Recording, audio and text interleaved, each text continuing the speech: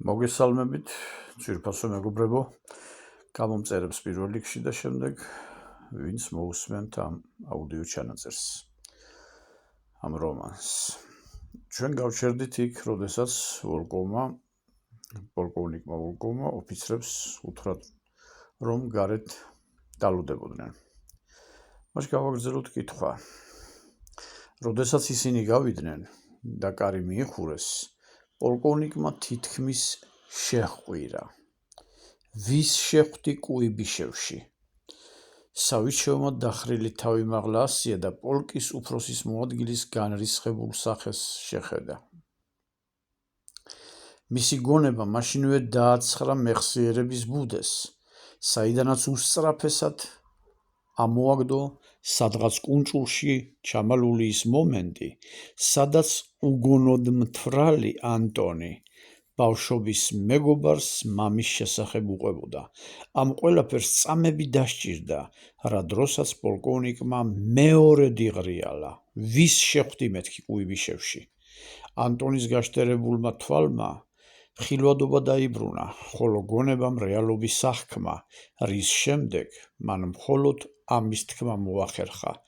თქვენ არ გამაგზავნეთ იქ ამხანაგო პოლკოვნიკო? აქ მე ვსვამ კითხვებს, უფრო გაცეცხლდა ვოლკოვი. მართალია ჯარისკაცმა ამ შეკითხვას მდუმარედ და თავის დაბლა დახრით უპასუხა, მაგრამ მისთვის მთავარი საკითხი, მისი ტანჯვის მიზეზი უკვე ამოხსნილი იყო. ენისტლიკინი მაღალი ხმით გააგრძელა ჯმუხმა სამხედრომ, რომელიც ოთახში ნერვიული ბოლთის ცემას მოჰყვა. ჭორიკანა ქალების საქმეა, კაცს არ შეშვენის ეგ, ამიტომ უნდა მიიღო ის, რაც დაიმსახურე და ერთი კიდევ. თუ უკვლავ ეცდები თვითმკვლელობით შენი საქციელის ამ უბრალო საზღაურისგან გაქცევას, ის სარდაფი მოგენატრება, სადაც ერთი საღამო გაატარე. ნება შენია და არჩევანიც. ახლა კი დაბრუნდი ყაზარმაში და იმედი მაქვს ისწავლი, როგორ აჭერენ კაცები ენას კბილს. მიდიოდა ყაზარმისაკენ სავიჩევი და ფიქრობდა, ნუ თუ ეს ამხელა ტანჯვა წამება, ჩემი ბავშვობის მეგობრის წყალობით მივიღე და თუ ეს ასეა, უფრო მეტად არ ღირებულა არაფრად ქვეყნად სიცოცხლე, რისთვის და ვისთვისღა უნდა ვიბრძოლო? რას ნიშნავს სამშობლოს აღორძინება და გაძლიერება, ნუ თუ ეს მცნება, ჩემი მტანჯველი ადამიანებისა და ჩემი მეგობრის მსგავსი კაცების გამრავლებას გულისხმობს? ნუ თუ ჩემი მეგობრის მიერ გაცემა კაცობაა და ჩემი მისდამი საიდუმლოს განდობა არაკაცობა, გამოდის რომ ქვეყანაზე ადგილს ვერ დაიმკვიდრებ თუ სხვის უბედურება დარიქეცი. აი თურმე რა ყოფილა ამ იმპერიის არსი. მე კი აქამდე რატომღაც მეგონა რომ ვაჟკაცობა მეგობრისადმი თავგანწირვა და მოსიყვარულე გულისტარება იყო.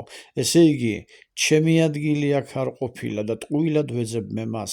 ჩაბნელებული ზეციდან სავსე და გაბადრული მთვარე დუმარედ დახურებ და მოასფალტებულ ბილიკზე ყაზარმისაკენ მიმავალ ჯარისკაცს, რომელსაც აჩქროლებული ფიქრებით გამო ამ ღამით დაძინება არ ეწერა. დილის 8 საათია. მოსკოვის ერთ-ერთ პროსპექტზე ხალხის საქმიანი მიმოსვლა შეინიშნება. გარეთ საკმაოდ ცივი ქარიქრის და თბილად ჩაცმული ადამიანები აბუზულები მიიჩქარიან სამსახურებში. მათ შორის აშკარად გამოირჩევა ერთი ხმელი ქალბატონი, რომელიც შედარებით თხლად ჩაცმული აწყობილი სამხედრო ნაბიჯით მხრებ გაშლილი მიაბიჯებს ავტობუსის გაჩერებისაკენ. ის ორი თვეა შვილს დაეძებს და ვეღარ თვლის უკვე მე რამდენად მიემართება უშიშროების მთავარი სამმართველოს შენობისკენ. არავითარი შედეგი ჯერჯერობით არ ჩანს, მაგრამ ის მაინც დადის იქ იმ გაგებით, რომ იქნებ შეხვდეს ისეთ ადამიანს, ვინც თავისი შვილის კვალზე გაიყვანს. მას თვალებში ეტყობა, რომ მექანიკურად მოძრაობს და ფიქრებით სულ სხვაგან არის, მაგრამ ეს სრულებით არ უშლის ხელს გადაადგილებაში. მორიგი დილა გათენდა და ის კვლავ მივიდა დახშულ და დაგმანულ შენობასთან, სადაც წერილობით თუ შიდა ტელეფონების მეშვეობით ვერავის ვერაფერი შეასმინა. ახლაც სამმართველოს შესასვლელის მოპირდაპირედ გაჩერდა და გაასმაგებული ყურადღებით მიაჩერდა ყოველი მანქანიდან გადმომსვლელს და შენობაში შემსვლელს, სანამ გუშაგებისთვის შესამჩნევი გახდება და კიდევ ერთხელ ეტყვიან, რომ სასწრაფოდ დატოვოს ტერიტორია კაცია გამწარებული დედა ძეგლივით აღმართულა ერთ ადგილზე. მისგან 20 მეტრში მორიგი სამსახურებრივი მანქანა გაჩერდა, საიდანაც პოლკოვნიკის სამხრეებით დამშვენებული ახალგაზრდა ახოვანი კაცი გადმოვიდა და შენობის შესასვლელისკენ გაემართა. ღმერთო ჩემო, საიდან მეცნობა ეს კაცი გაიფიქრა ნინამ და თავის დაუნებურად გადაირბინა ქუჩა. სანამ იგი მამაკაცს მიუახლოვდებოდა, თავში ამოუტივტივდა სადაზვერვო სკოლა და მისი აღსაზრდელი თავისი მეგობარი პაველი. მამაკაცი შესასვლელკარს უახლოვდებოდა, გუშაგები კი მისკენ მორბენალი ქალისთვის გზის გადასაჭრელად მოემართებოდნენ. პაվել შესძახა ქალმა და გუშაგები ცეცნენ აქეთ-იქიდან მკლავებში. მამაკაცი სწრაფად შემოbrunდა და ქალბატონს დააშტერდა, რომელსაც უშიშროების რიგითი თანამშრომებლები ეძიზგილავებოდნენ და მისი ტერიტორიიდან გაყვანას ცდილობდნენ. მე ნინა ვარ, ბერდიევა, შესძახა ქალმა.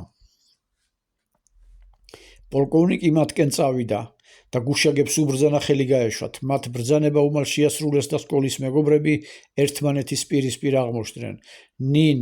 ნინა ბერდიევა, ჩაილაპარაკა სამხედრო ოფიცერმა, წამით კიდევ დააკვირდა და ხელი გაუწოდა. აქ საიდან გაჩნდი ნინა?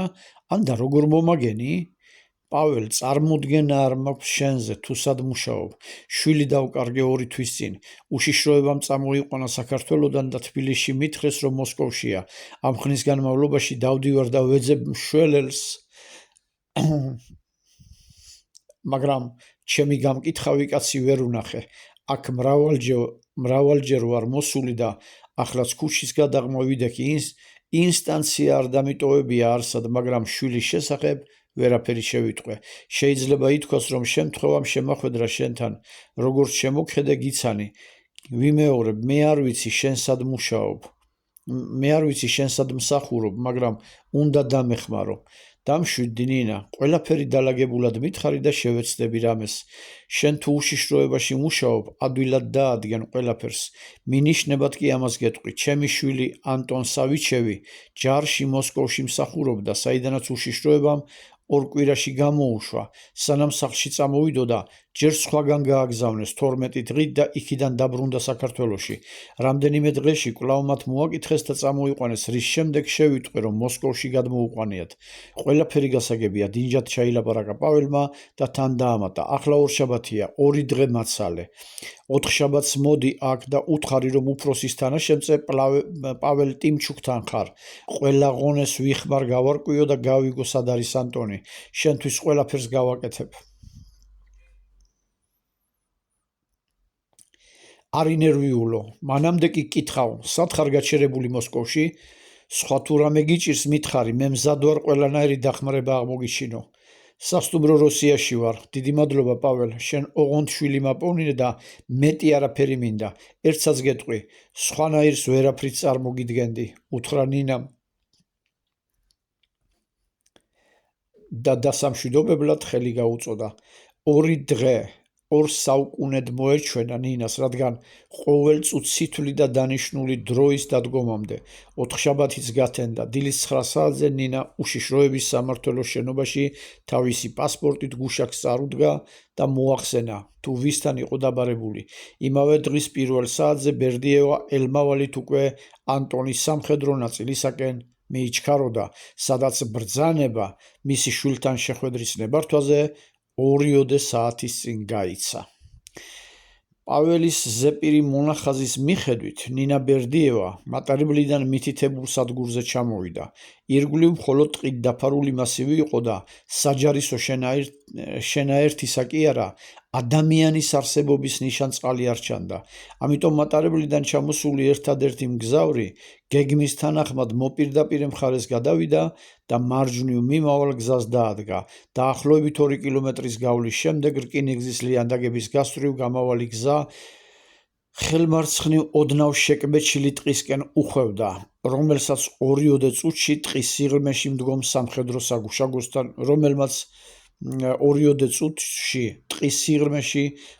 სამხედრო საგუშაგოსთან, მიიყვანა. შეჩერდით, ხელისაწევით შეძახა 2-დან ერთმა ჯარისკაცმა. მხარზე ავტომატი შეისწორა და ნინასკენ გაემართათ. თქვენი საბუთები, უთხრა მან, როდესაც ქალს მიუახლოვდა. ნინამ ჩანთა გადახსნა, რომელსაც ჯარისკაცი გაფაცისებით ადევნებდა თვალს და იქიდან ამოღებული თავის სახელზე გაცემული საშუი სამხედროს გაუწოდა.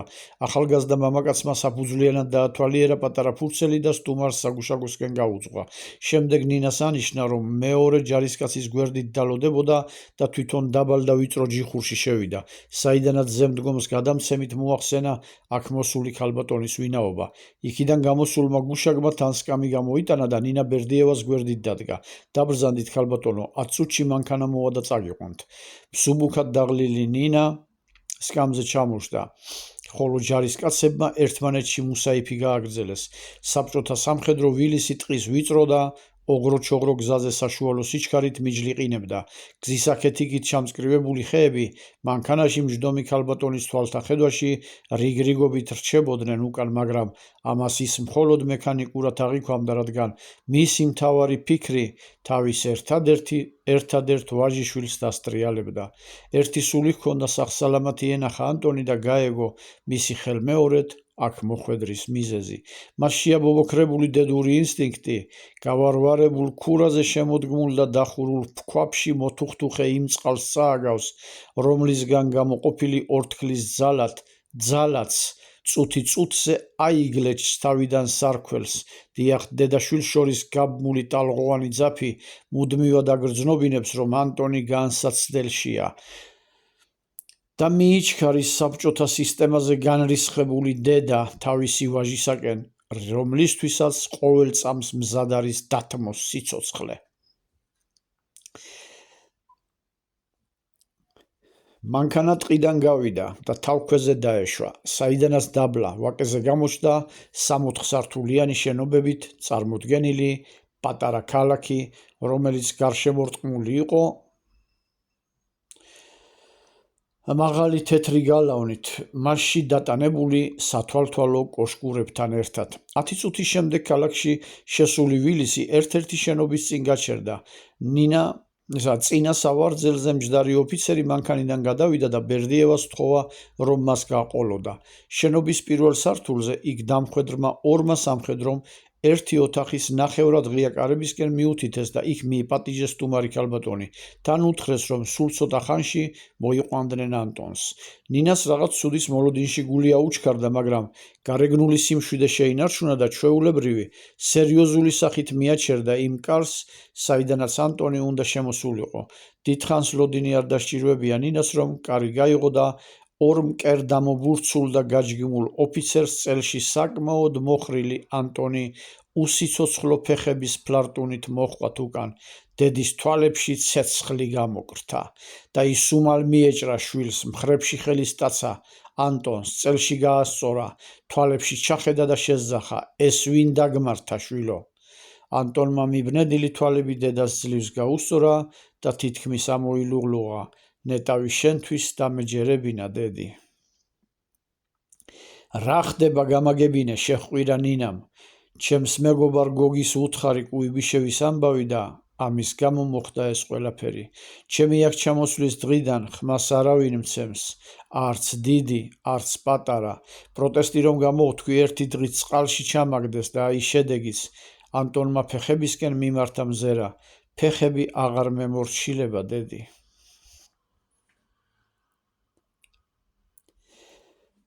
ნინა ბერდიევას ყელის ზარღვების სიმწრისაგან ისე დაებერა, თითქოს თითოეული მათგანი გახეთქვას ლამოფსო. შვილს ხელი გაუშვა და მკვეთრი მოძრაობით და დაჭიმული თითის მიშვერით ჯერ ერთის, ხოლო შემდეგ მეორე სამხედროს მიმართულებით შეძახილი მიაყოლა. ვინ ხარ შენ, ანდა შენ? როგორ ჩაიდინეთ ეს თქვე, ლაჩრებო? ჩვენ რიგითი ოფიცრები ვართ და არავითარ გადაწყვეტილებას არ ვიღებთ. მოწიწებით წარმოთქვა უჩვეულოდ განრისხებული და უცნაური სტუმრის ხილვით ოდნავ შემკრთალმა ერთმა ოფიცერმა. მას ვინ გადაწყვიტა ჩემი შვილის განადგურება? ის ადამიანი მაჩვენეთ, დაიძახა ნინამ და კორიდორში გავარდა. მას უკან მიჰყვნენ ოფიცრებიც და ანტონიც. კორიდორში 15-მდე სამხედრო ჩინის მამაკაცი შეკრებილიყო. ფაქტია, რომ ვიღაც ამ მომენტს ელოდა. ნინა ძალიან ახლოს მიეჭრა მათ და თითქმის შეჰყვირა, რომელი ხართ ამ პოლკის უფროსი? ყველა ერთიანად გაისუსა და ხმა არავინ ამოიღო. ვინ ჩაიდინეთ მეთქი ეს? გაუმეორა მათ ბერდიევამ. ანტონს მხარზე ხელი ფრთხილად შემოაჭდო და მათ წინ დააყენა. რომელმა დანერგეთ ადამიანზე, თანაც ჯერ ბავშვზე ასეთი ზემოქმედების წესები, რომელი ხართ ის ლაჩარი, რომელსაც სხვაზე ასეთი მოპყრობა სიამოვნებას განიჭებთ, აქეთ გადმოდით და წინ დამიდექით, რომ წერივით მიგასრისოთ კედელზე. ხმას არ იღებთ არა? ვინ არის თქვენი უფროსი? ალბათ თქვენსავით ლაჩარია რომ იმალება. წარმოდგენილი მაქვს თითოეული თქვენგანი, როგორ იმალებოდით ჩირქვში მეორე მსოფლიო ომში, მაშინ როდესაც მე ძუძუმწოვარ ბავშვს სახლში ვტოვებდი და თქვენი ოჯახების გადასარჩენად მტერს ხევხუებში ვებრძოდი. ასე მიხდით არა? აფერუმ თქვენს კაცობას, არავინ იცის რა მოხდებოდა მაშინ, რომელიმეს სიტყვა რომ შეებრუნებინა, ან წესრიგისაკენ მოეწოდებინა ნინასთვის, რადგან ქალი ისეთი გამხეცებული იყო, იმ 15-მდე ოფიცერს 15 წამში გამოიყვანდა მწყობრიდან. ალბათ ამას მოერიდა ყველა, ანდა ვინ იცის რას. უეცრად სიჩუმე ჩამოწვა. ზამბარასავი დაჭიმულმა და ტანშემართულმა ბერდიევამ ზიზღნარევი გამომეტყველებით ერთხელ კიდევ მოავლო სათითაოდ თვალი თავის წინ მდგომარე ოფიცრებს, რომელთა გამტკნარებული სახეები იმას მიგვანიშნებდა, რომ ისინი მზად იყვნენ ყველანაირი დამცირების ასატანად. მათთან პაექრობას აზრი არ ჰქონდა და ნინას თავდახრილ ანტონს მიუბრუნდა. ანტონ, მიმართა რიხით მან შვილს, შენ ალექს სავიჩევისა და ნინა ბერდიევას შვილი ხარ. გახსოვდეს, რომ შენს მშობლებს 1000-ჯერ უფრო მეტი აქვთ ქვეყნისთვის გაკეთებული, ვიდრე აი ამათ ერთად აღებულს. თან თითით მიანიშნა კორიდორში თავმოყრილ სამხედრო ოფიცრებზე. ამიტომ ცოტა ხმას დაუწია ნინამ. მე რომ აქედან გავალ, არ მგონია ესენი ისევ ძველებურად მოგექცნენ, რადგან თუ რომელიმე მათგანმა არ იცოდა შენი მშობლების შესახებ, ახლა ხედავს, რომ დედამიწას შევძრავ და აქ არ დაგტოვებ. ქვეყანას ავაწრიალებ და მათ თავგასულობას დაუჟელს არ დავტოვებ. ნინამ ანტონს მხარზე ხელი მოხვია და ეზოში გასასვლელი კარისკენ წაიყვანა. დაწყნარდი შვილო და მელოდე, შენს წასაყვანად მე აუცილებლად დავბრუნდები. უთხრა ბერდიევამ შვილს და როდესაც კარისაკენ მიმავალი ოფიცრებს გაუსწორდა, მათ გასაგონად ჩაილაპარაკა. ამათ წარმოდგენა არ აქვთ, რას ვიზამახლა მე. ამ სიტყვების გაგონებაზე ისინი ერთიანად შეცფლენ და ერთმანეთს მრავალმნიშვნელოვნად გადახედეს. ვნახოთ, ჩაეთვლება თუ არა შეცდომათ ნინა ბერდიევას მისი ეს ბოლო სიტყვები და ექცევა თუ არა ცხოვრების ბედისწერად საკუთარი ნერვული სისტემის უკვე ერთადერთი მამოძრავებელი ძალა, დედური ინსტინქტი. სამხედროებმა მატარებლის გაჩერებამდე მანქანით მიიყვანეს ბერდიევა, რომელიც მათ სალყბად დაემშვიდობა და ბაქანზე ასასვლელ კიბეებს აუყვა. ქვეყანას ბინდი წამოსწოლოდა და ცაშშავად აეკრა პირი. ჰაერში ჯგროდ მოფარფატე და ქარისაგან მიმართულება დაკარგულ თოვლის წვრილ ხორხოშელებს გაავებული ბუნება ბაქანზე ეულად მდგომ მგზავრს აქეთ-იქიდან აყრიდა. მის დარად ჩაცმულ ნებისმიერ ადამიანს ძვალ-რბილში გაატანდა სიცივე, მაგრამ ნინას გონება, რომელიც მთლიანად ხვალინდელი დღის გეგმის შედგენით იყო დაკავებული, თავის სხეულში გარემოს აღქმაზე მომუშავე ყოველი გრძნობა ავტომატურად ჰქონდა გადაკეტილი. მანქანა ადგილიდან არ დაძრულა. ნინას მოყვანიდან ცოტა ხნის შემდეგ იქიდან ერთი ოფიცერი გადმოვიდა, ბაქანზე ავიდა და ბერდიევასკან გაეშურა. ქალბატონო ნინამ მშვიდად მიმართა მან, როდესაც მას მიუახლოვდა. მატარებელი 15 წუთში მოვა და მანამდე ნება მიბოძეთ თქვენს გვერდით ვიყო. ფიქრიდან ძლივს გამორკვეულმა ნინამ გაკვირვებით შეხედა სამხედროს და მანაც მშვიდად მიუგო. კაპიტანო, ვგევა არ ისეთ ადამიანს, რომელსაც აშინებს ღამე, ტყე, სიცივე და სიმარტოვე? ბოდიშს გიხდით, მოგრძალებით თავი დაუკრა ოფიცერმა. უპრიანი იქნებოდა საუბარი აქედან დამეწყო. მართალია მე თქვენი შვილისთვის არაფერი დამიშავებია, მაგრამ მაინც ბოდიშს გიხდით ყველაფრისთვის. დარწმუნებული ვარ, რომ თქვენ მას მალე წაიყვანთ ჩვენი ნაწილიდან და სანამ ეს მოხდება, მინდა გჯეროდეთ, რომ მე ყურადღებით ვიქნები და საჭიროების შემთხვევაში ყველანაირ დახმარებას გავუწევ ანტონს, თუნდაც ეს სამსახურის დატოვების ფასად დამიჯდეს, რადგან ვფიქრობ, რომ მის მიმართ განხორციელებული სასჯელი არასამართლიანია. კაპიტანმა გულიდან ამოსული სათქმელი დაასრულა და გაფაციცებით დაელოდა მისთვის უცნობი, მაგრამ მასში სიმპათიის გამომწვევი ქალბატონის რეაქციას. ნინა ბერდიევამ ინტერესით დაათვალიერა ახოვანი და წარმოსადეგი ოფიცრის სახე, რომელსაც ქალისადმი მოწიწების ნიშნად თავი ნახევრად დაბლა დაეხარა. მას აშკარად შეეტყო, რომ ახალგაზრდა მამაკაცის ნათქვამმა გული შეუტოკა. რა გვარი ხარ, კაპიტანო? უთხრა ნინამ უკვე შერბილებული ტონით. პეტრე მაქსიმესძე ჩურინი, ერთ-ერთი ბატალიონის უფროსის მოადგილე. მოახსენა დაბალი, მაგრამ გამართული ხმით ოფიცერმა. მადლობელი ვარ შენი, პეტრე. ხელი გაუწოდა ნინამ, რომ ამ დროს პროჟექტორის შუქმაც ინათა, რომელსაც მატარებლის შეკივლებაც მოჰყვა. შენი თანადგომა ჩემთვის ყველაზე დიდია ამ წუთებში. სიკვდილამდე არ დაგივიწყებ ამას და ყოველთვის ვიფიქრებ, რომ სისტემა ჯერ კიდევ ვერ მორევია ყველას. ნინამ კიდევ ერთხელ გადაუხადა კაპიტანს მადლობა, მშვიდობა უსურვა და მატარებლის კიბეზე შედგა. სასტუმროს შესასვლელს რომ მიადგა, უკვე კარგად დაღამებულიყო და თოვაც უფრო მოხშირებულიყო. სითბოში შესვლისთანავე იგრძნო დაღლა და წამით ფოიეში შეყოვნებულმა უცბად გადაწყვიტა ცხელი ჩაი დაელია. სასადილო იქვე პირველ სართულზე იყო და ნინამაც მისკენ აიღო გეზი. ერთი სუფთა და ცარიელი მაგი და მონახა, ხელჩანთას კამის საზურგეზე გადაკიდა და თვითონაც მოწყვეტით დაждდა. ერთი ფინჯანი ცხელი ჩაი მომიტანეთ თუ შეიძლება. გაზახა ნინამარს თუ ისე შორს დგომ ოფიციანტს და შეციებული შუბლი ხელის თითებით მოისრისა. სულ მცირე ხანში ახალგაზრდა ქალბატონმა მას ჩაი მიართვა. ეს თქვენ? უთხრა მან და მაგიდაზე ფრთხილად დადგა ფინჯანი. დიდი მადლობა გეთაყვა, მიუგო ნინამ. ერთი პატარა შაქრის ნატეხი ჩააგდო ფინჯანში და კოვზით მოურია. ერთი ყლუპი რომ მოსვა, იმდენად ესიამოვნა ცხელი ჩაი, მეორეც უმალ მიაყოლა. ამ დროს უეცრად შენიშნა, რომ ერთ-ერთ მაგიდასთან მჯდარი ორი მამაკაციდან ერთმა სხვანაირი ყურადღებით გამოხედა. მას ეჭვი არც კი შეპარვია, რომ ეს დაზვერვის თვალი იყო, მაგრამ წამიერი ჩაფიქრებით ვერ ამოხსნა თუ რისთვის უნდა დაეწესებინათ მასზე თვალთვალი. კიდევ ჩაფიქრდა ცოტა ხნით, მაგრამ რაღაც ცუდად იგრძნო თავი და თითქოს ჩაის დალევის სურვილიც გაუქრა. ემოციურად ალბათ ძალიან დავიტვირთე დღეს და როგორც ჩანს გადავიღალე. გაიფიქრა და გადაწყვიტა ნომერში ასულიყო, დაესვენა და ხვალისთვის მომზადებულიყო. ფოიეში რომ გავიდა, ოდნავ თავბრუ დაეხვა და რომ არ წაბორძიგებულიყო, მომენტალურად კედელს მიეყრდნო. ცუდად ხომ არ ხართ, ქალბატონო? გამოეგება სასტუმროს ადმინისტრატორი, რომელმაც შეამჩნია მისი უხერხული მოძრაობა. არა, დიდი მადლობა, დღეს მძიმე დღე მქონდა და ალბათ გადავიღალე. ავალ ნომერში დავისვენებ და გამივლის ეს დაღლილობაც. ბერდიევა მეორე სართულის კიბეები გაჭირვებით, მაგრამ მაინც წელში გამართულმა აიარა და თავის ნომერში შევიდა. ჩანთა საწოლზე მიაგდო და ფანჯრები გამოხსნა, რათა უფრო მეტი ჟანგბადი ესუნთქა. ფანჯრის რაფას ხელებით დაეყრდნო და ღრმად დაიწყო სუნთქვა. გარეთ ლამპიონების შუქზე კარგად მოსჩანდა ციდან სწრაფად მომდინარე თოვლის ხშირი პანტელები, რომელსაც თეთრ სამოსელში გაეხვია უკვე გარე სამყარო.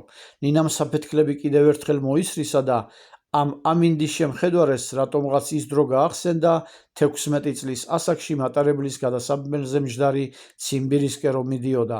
შემდეგ ის ქალბატონიც გაახსენდა გაყინული ფეხები რომ მოურჩინა და დედასავით უპატრონა. უეცრად თვალებში აუფარფად და ახალშობილი ანტონი, რომ მისმა გონებამ ამ წარმოსახვას გვერდით მიუყენა დღეს ნანახი, გაუბედურებული და განადგურებული მისი შვილი. ნინას უცნაურმა ჟრუანტელმა დაუარა თავიდან ფეხებამდე და თვალები დაებინდა. ის წეღანდელივით ვეღარ ხედავდა თოვლით დაფარული შენობების სახურავებს და ქუჩებს. უკვე მუხლებშიც იგრძნო ძლიერი სისუსტე, რომ ამ დროს კარზე კაკუნი მოისმა. ნინა ფრთხილად შემოbrunდა და ძლივს გაარჩია ოთახში შემოსული ორი მამაკაცი. ცუდად ხართ, ქალბატონო? მიმართა ბოხი ხმით ერთმა მათგანმა.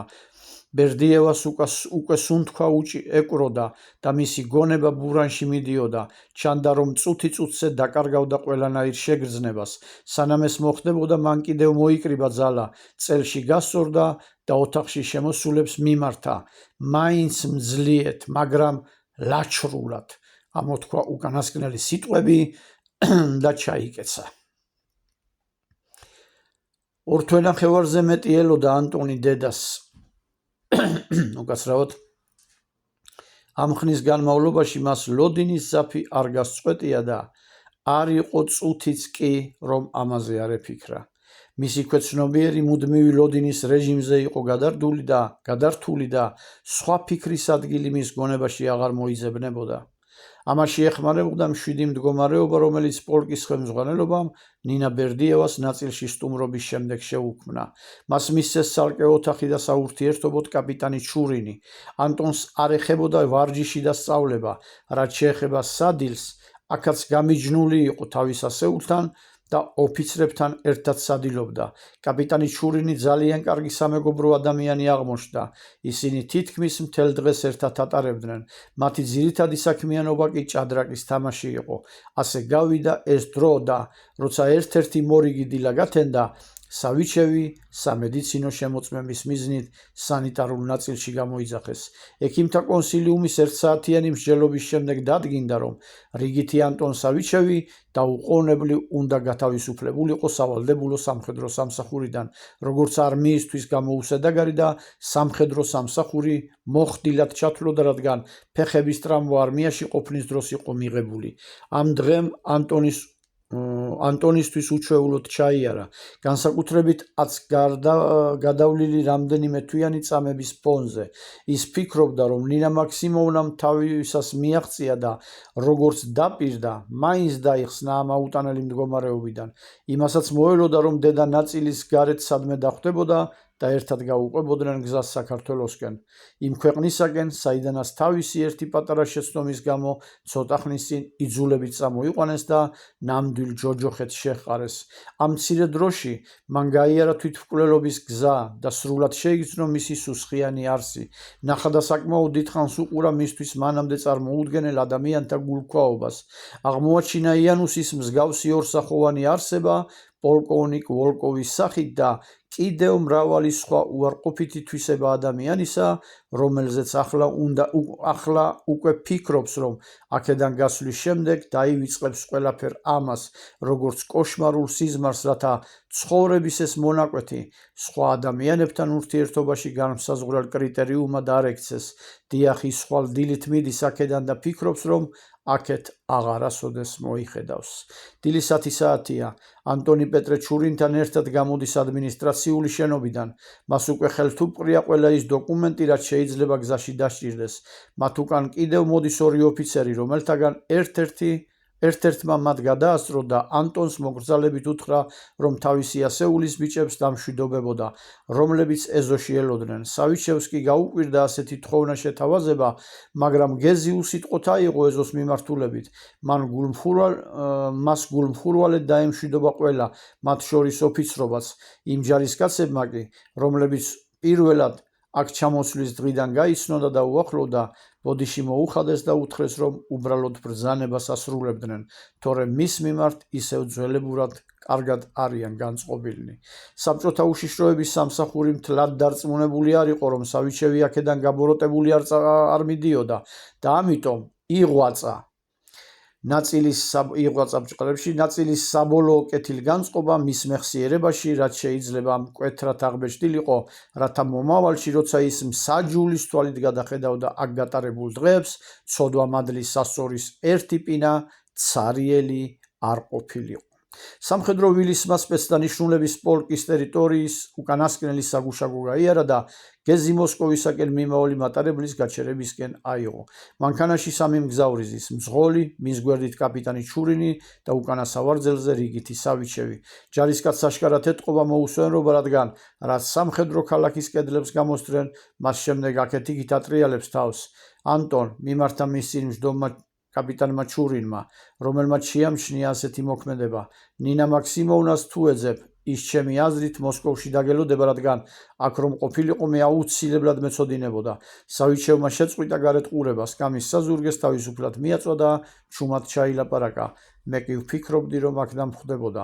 ეს ალბათ ჩემი სურვილი უფრო იყო.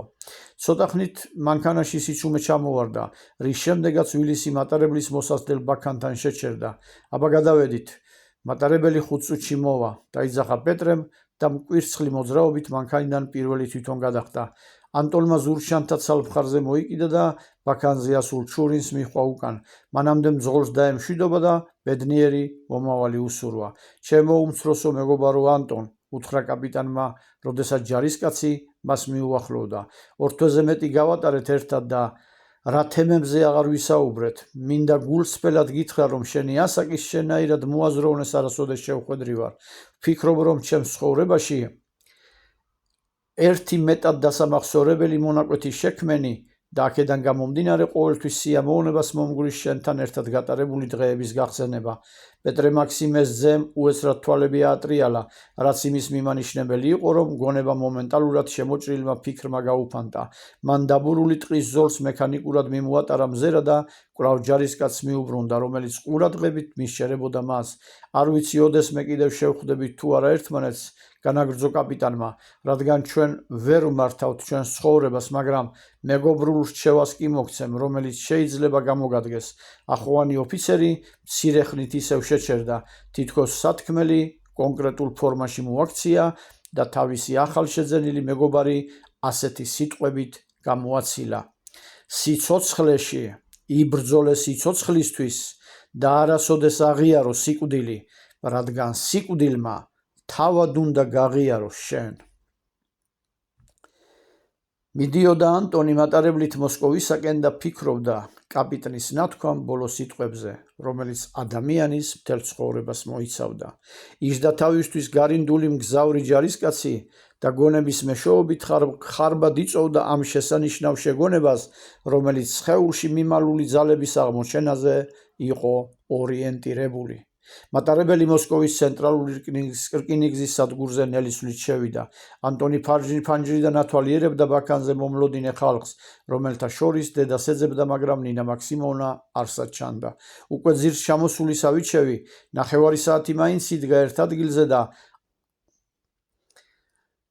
აქეთ-იქით უშედეგოდ იყურებოდა. ბოლოს იმედი გადაეწურა და იფიქრა, რომ დედა ალბათ საქართველოში ელოდა მას, თორემ მოსკოვში ყოფნის შემთხვევაში აქ კი არა, სამხედრო ნაწილის გამოსასვლელში დახვდებოდა. სხვა გზა არ იყო. თბილისში მიმავალი მატარებლისთვის უნდა მიესწრო და ანტონის ჩქარი ნაბიჯით, მაგრამ ცოტა გულნაკლული გაემართა მისკენ. სავიჩევის ვაგონი შეღამებულზე დაიზრა და ნელი რწევით გასცდა მოსკოვის ცენტრალური ვაგზლის ტერიტორიას, რის შემდეგაც ღამის შუქზე ორივე მხარეს გამოჩნდა თანმიმდევრულად ჩალაგებული კორპუსები. ჯარისკაცი, რომელიც თავის წინ კედელზე მიმაგრებულ გადმოსაშლელ პატარა მაგიდასი დაყვებით დაყრდნობოდა, ინტერესით გასცქეროდა ქალაქს. მას თავისი ასაკიდან გამომდინარე არ შეიძლებოდა სცოდნოდა იმპერიის იმ სუსხიანი დედაქალაქის მთავარი დანიშნულება, რომელიც სისხლით დაჭაობებულ მიწაზე და ადამიანის ძვლებზე იყო აშენებული.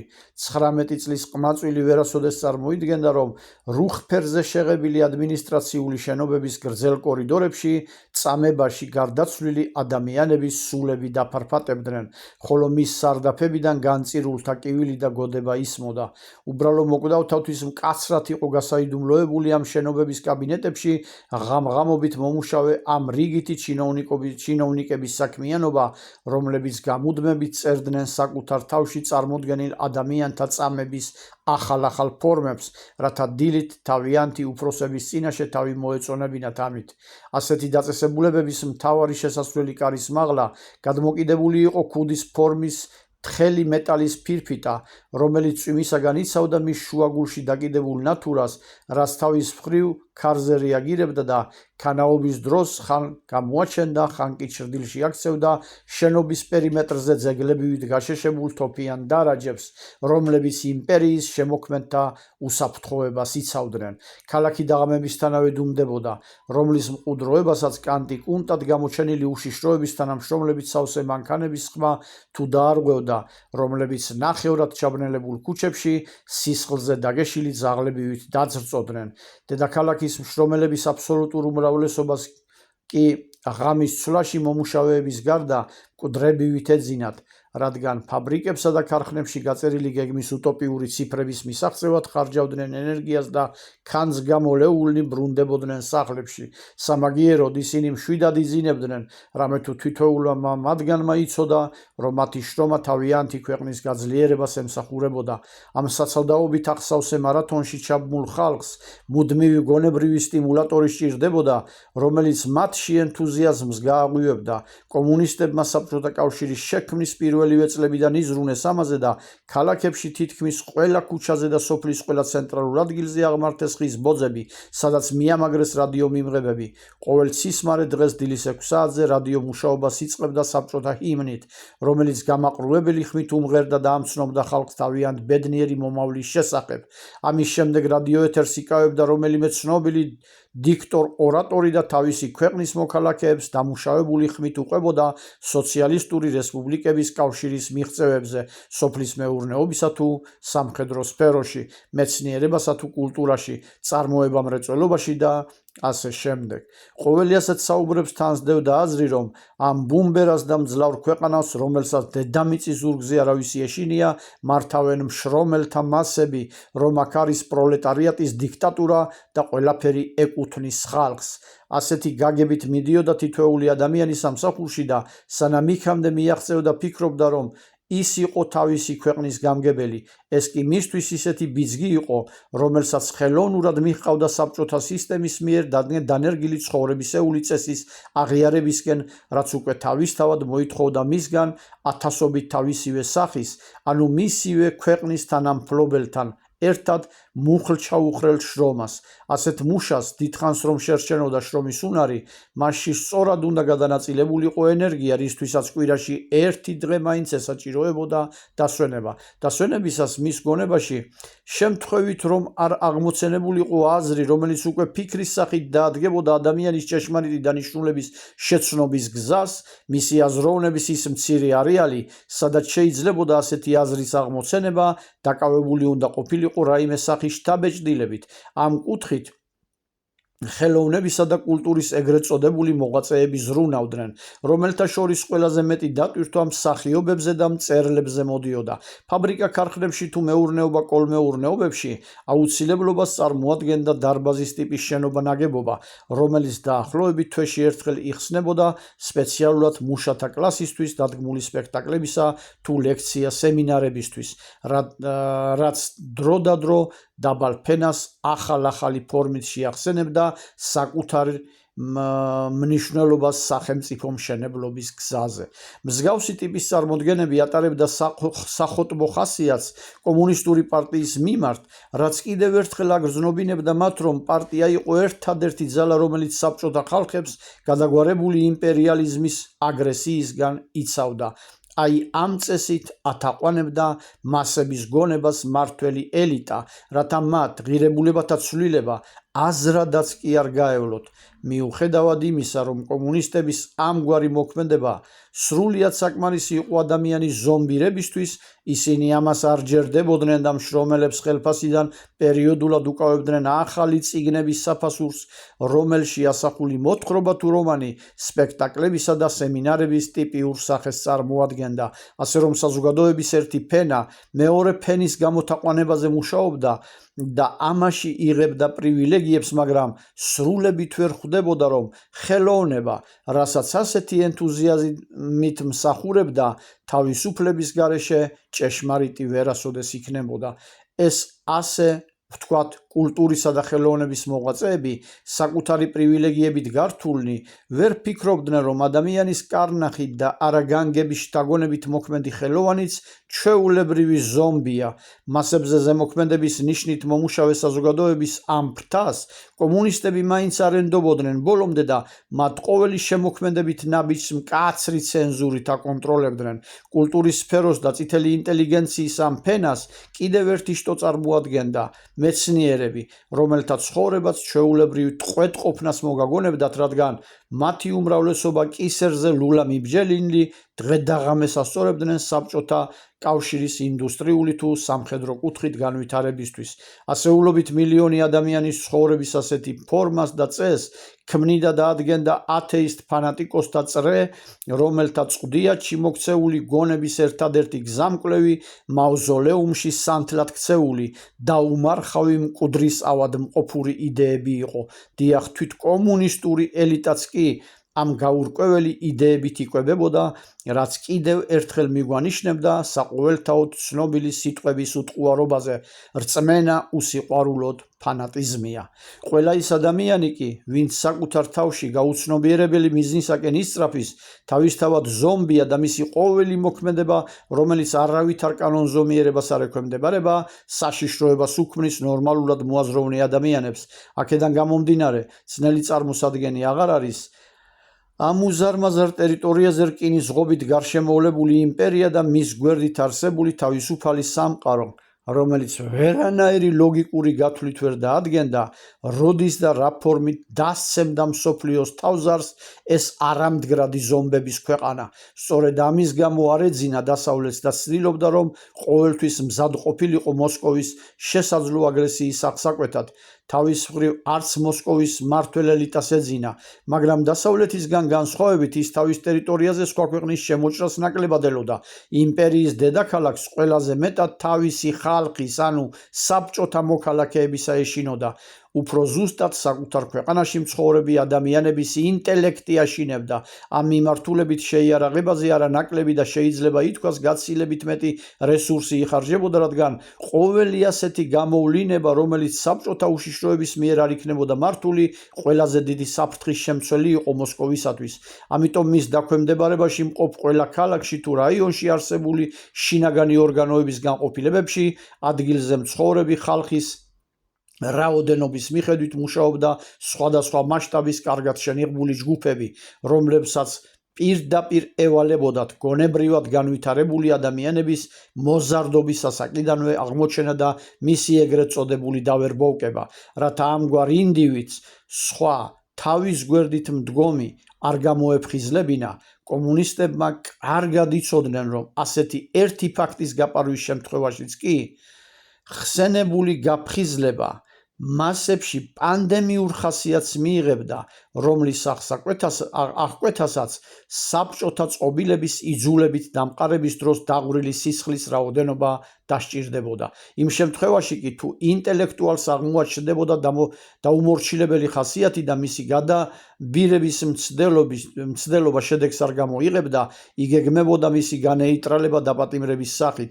მის დაპატიმრებამდე ცრუ მოწმეებზე ასეთები მრავლად ყავდა საბჭოთა უშიშროებას, დაყრდნობით იქმნებოდა საქმე, რომელსაც დაპატიმრებული ადამიანისთვის უნდა მიეკრა ორიდან ერთი იარლიყი: ხალხის მტერი ან იმპერიალიზმის ჯაშუში. ეს იმდენად შემზარავი იყო პატიმრის ოჯახის წევრებისთვისაც კი, რომ საკუთარი სისხლისა და ხორცის დასაცავად ხმის ამოღებას ვერავინ ბედავდა. წინააღმდეგ შემთხვევაში თუ კი გამოჩნდებოდა ასეთი, ისიც მის ბედს გაიზიარებდა. განწირული იყო ისიც, ვინც მსჯავრდებულის გასამართლებლად ერთ სიტყვასაც კი იტყოდა, თუნდაც სამეგობრო წრეში, სადაც ერთი აგენტი მაინც ყოველთვის არსებობდა. ასეთ ვითარებაში პატიმრობის 25 წლიანი გადასახლება ან მისი ფიზიკური ლიკვიდაცია უკვე იოლი ხდებოდა. ფანატიკოსი და ათეისტი მმართველები მოაზროვნეთა სისხლით რწყავდნენ საბჭოთა კავშირის ტერიტორიას, რომლის შემდგომი წარმატებაც იმაში მდგომარეობდა, რომ ასეთი სისხლით გაპოხიერებული ადგილები ათასობით ზომბის აღმოცენებას უზრუნველყოფდა. რაც შეეხება გადასახლებულებს, ისინი ხის ვაგონების ეშელონებით მიემართებოდნენ ციმბირის გულაგებისკენ, სადაც შავი ფორმით შემოსილ ინტელექტუალების არმიას უერთდებოდნენ, რომელთა უდიდესი ნაწილი ოქროს მაღაროებში სიკვდილისთვის იყო განწირული. რჩებოდა ერთი და ყველაზე მნიშვნელოვანი საკითხი, რომელიც საკითხის განხილვაც პოლიტიკურ პოლიტიკური ელიტის ძალიან ვიწრო წრეში ხდებოდა, რამე თუ ეს საქმე კომუნისტების თვალსაჩინოში გრიფით საიდუმლო სახელმწიფო საქმეებთან იყო გათანაბრებული. მას ასე რისი ეშინოდა ყველაზე მეტად იმპერიის მამებს და როგორი წესით ცდილობდნენ ამ მოსალოდნელი საშიშროების თავიდან აცილებას, ანუ მისგან ეიტრალებას, მიუყვეთ და გავიცნოთ მათი ბრძოლის უმთავრესი მეთოდი, რომელიც მათ ბუნების კანონზომიერების წინააღმდეგ შეიმუშავეს. ყველა ადამიანს დაბადებისთანავე განგება ანიჭებს უნარს, რომელსაც ჩვენ ქვეცნობიერს უწოდებთ.